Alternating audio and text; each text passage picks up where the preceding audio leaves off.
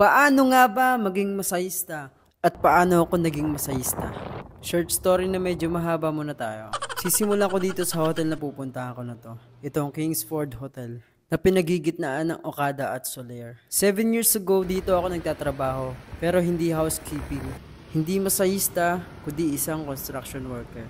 Halos 4 na taon nga din ako naging isang construction worker. At nung pumunta ako dito sa building na to ay structural pa lang siya. Yung bang third floor pa lang siya. Tapos naalala ko, sa 7th floor yung swimming pool niya. Tapos umalis pala ako dito, hanggang taas na talaga yan. Tapos mga 1 taon, bumalik uli ako dito nung binubuo na siya. Pero wala talaga akong idea na 5-star hotel itong ginagawa namin. Grabe, sobrang ganda. Hindi ko rin akalain na babalik ako dito. Pero hindi isang construction worker, kundi isang masahista naman. Grabe, ang galing na pagkakataon. At 2 taon din pala ako sa Pure Gold naging bagger. Yan, sa Pure Gold Libertad. Shoutout sa mga nakasama ko dyan. Pero balik tayo sa topic. Ito na nga. Paano nga ba ako naging isang masahista o mature? Naalala ko dati, welder yung trabaho ko nun sa May Kuboy Stadium. Meron din ako certificate noon, ISMAO welder. Ayan. Shoutout sa mga naging kaklase ko din sa TESDA. Tapos, nag-training din ako sa pagiging masahista. Kaya naman, pumasok ako sa ISPA pagkatapos ng trade test. Tapos, makalipas yung 2 taon, tsaka ako nagpasya na mag-freelance at gawin yung mga bagay na gusto kong gawin. Katulad ng pagpipainting, pag-affiliate, vlogging. Dito ako tumagal sa sitwasyon kong to. Alam mo kung bakit? Kasi dito ako komportable.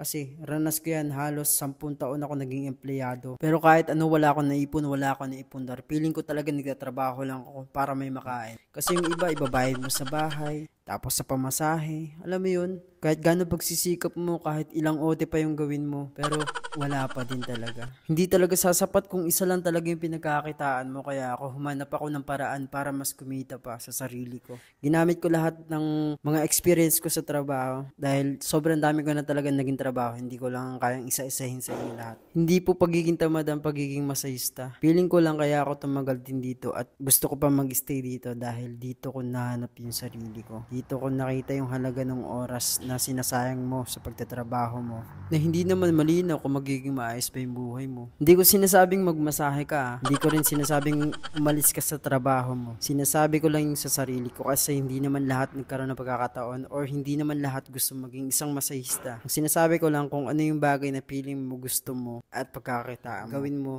Simulan mo na kaysa sa hinaharap sa magkakaroon ka ng regret sa sarili mo na kung diniretso ko to, baka ganito na ako ngayon.